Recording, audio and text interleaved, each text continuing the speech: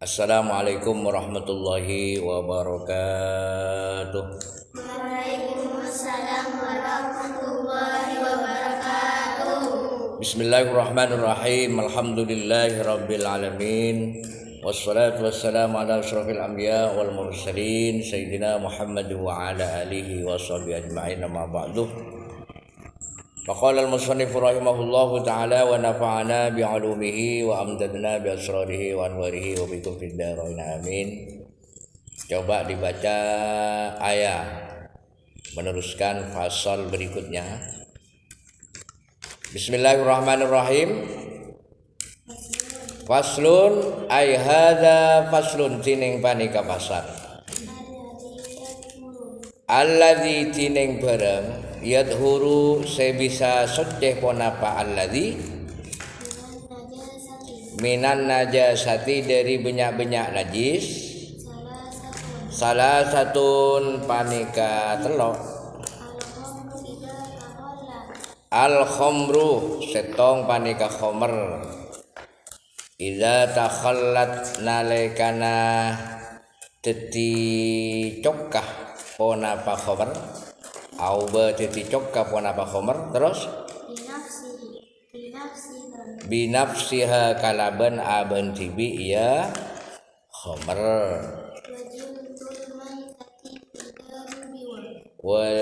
wajildul maitati ban senomor 2 panika koleen kebedang terus ida dubiwah nalekana isama konapa jildul maitah terus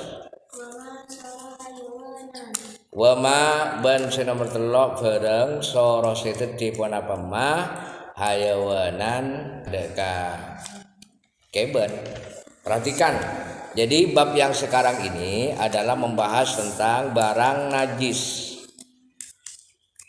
Barang najis bisa suci. Dibagi menjadi 3, ada 3 bagian. Barang najis bisa suci itu ada 3. Apa yang 3? Yang pertama adalah khomer. Jadi khomer itu adalah najis. Selain najis, khomer itu adalah memabukkan. Oleh karenanya orang yang minum khomer itu diharamkan. Kenapa? Karena khomer adalah najis. Khomer adalah memabukkan. Meminum barang yang memabukkan sedikit haram, apalagi banyak. Jadi khomer itu adalah najis. Jadi karena najis tidak boleh diminum. Jauhi. Minum khomer itu jauhi karena memabukkan. Sebagaimana firman Allah di dalam Al-Qur'an, ya ayyuhalladzina amanu innamal khomru wal maisiru wal ansabu wal azlamu rijzun min amilis syaitan fajtanibuhu la'allakum tuflihun. Wahai orang-orang yang beriman, jauhilah minum khomer. Jadi jangan minum khomer, karena khomer itu adalah memabukkan. Selain memabukkan, khomer itu adalah rijzun, menjijikkan. Kenapa menjijikkan? Karena najis. Oleh karenanya harus dijauhi. Nah, sekarang khomer itu masuk dalam kategori barang najis. Nah, khomer apabila berubah menjadi cuka. Cuman berubahnya itu berubah dengan sendirinya. Jadi khomer berubah menjadi cuka apabila berubahnya khomer itu berubahnya dengan sendirinya menjadi cuka. Maka suci, cuka itu suci. Jadi cuka itu berasal dari khomer. Jadi khomer yang asalnya najis kemudian bisa berubah menjadi cuka menjadi suci. Jadi cuka itu adalah berasal dari khomer. Sudah berubah namanya, bukan khomer lagi, tapi menjadi cuka. Asalnya dari khomer. Cuma karena sudah berubah dengan sendirinya menjadi cuka, maka hukumnya cuka itu adalah suci. Itu yang pertama. Kemudian yang kedua, barang yang najis bisa menjadi suci. Seperti apa? Adalah kulit bangkai.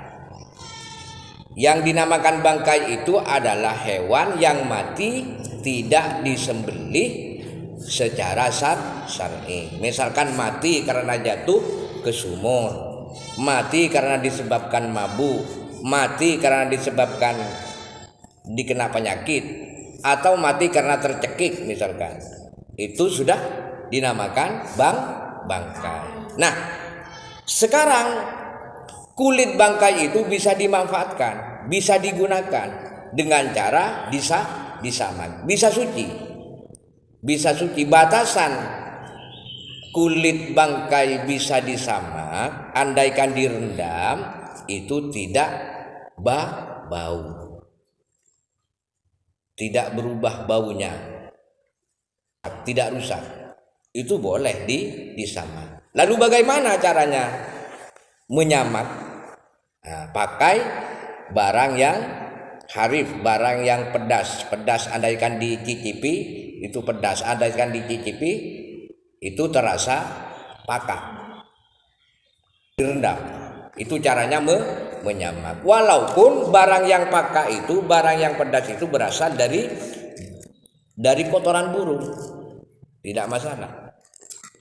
Nah, setelah direndam, kemudian disuci pakai air suci, itu sudah bersih dan suci. Jadi barang yang najis bisa suci, seperti halnya kulit bangkai, dengan cara disamak. Sudah, itu yang kedua. Kemudian yang ketiga, barang yang najis bisa suci manakala menjadi hewan. Seperti apa? Misalkan bangkai itu najis. Kemudian ada ulat. Barang yang najis jadi ulat. Pas bedong olah. Pas atuti olah, olain Mas. Kasak suci, itu adalah suci. Ulatnya itu suci. Walaupun berasal dari anjing atau babi mati, anjing mati, ya. Kemudian ada ulatnya, maka ulatnya itu adalah suci. Jadi barang najis kemudian menjadi hewan. Ada itu kan? Barang najis kemudian menjadi hewan. Paham itu? Jadi kesimpulannya, ada 3 barang najis bisa menjadi suci dengan perantara berubah maka menjadi suci. Pertama, seperti khomer berubah menjadi cuka.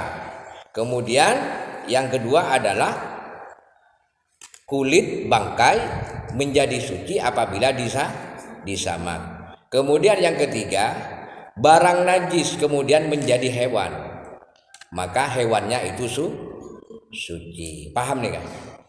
Ya, coba sebelum ditutup silakan Hafiz baca ke depan. Bismillahirrahmanirrahim. Faslun ay hada faslun tining panika fasol alladhi yaturu tining parang se bisa suci minan najasati dari benyak najis. Salah satun panika telo al khamru robana khomer ida tahollat nalekana tati cuka binafsiha kalaban abatibi wajildul maitati Kalaban aben tibi cok aben tibi ho khomer terus wajildul maitati ban kolena kepetam ida tubigo nalekana isama wama ban parang soro hayawanan Setetip apa ma? Hayawanan hewan. Ya, bagus. Ayah maju ke depan.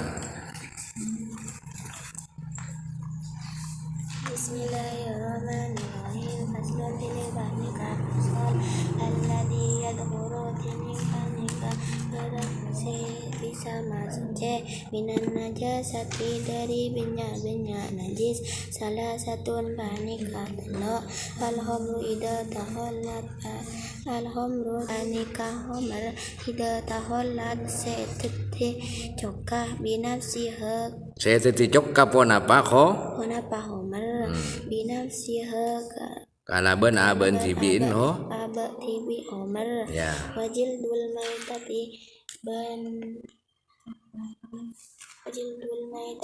ban kolekna pepadang ide tubiwa nalekana isamat Ya. kama soro hayawanan kama soro ban perang jadi hewan.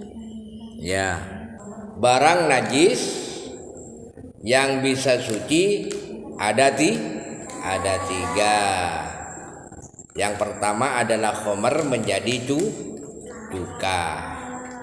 Kemudian yang kedua adalah kulit bangkai yang disamak. Maka setelah disamak itu kulitnya suci.